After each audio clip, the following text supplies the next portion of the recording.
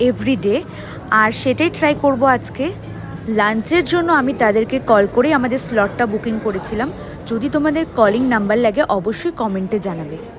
এখানে এতগুলো কাউন্টার ছিল যে লিটারালি আমি কনফিউজ হয়ে গেছিলাম যে ফার্স্টে আমি কোন কাউন্টার থেকে খাবার নেব। এখানে ভেজ আর ননভেজ আলাদা আলাদা কাউন্টারেই ছিল, যেটা বেশ ভালো লেগেছে আমার।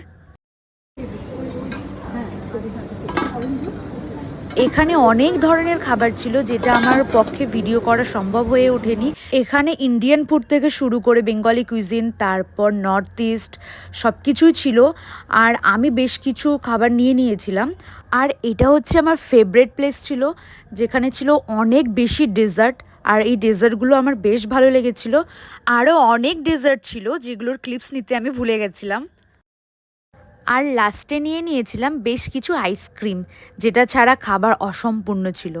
এরপর আমরা বিল পে করে বাইরে বেরোই। আর আমাদের পার পার্সন ট্যাক্স দিয়ে পড়েছিল 2300 সামথিং। আর এখানকার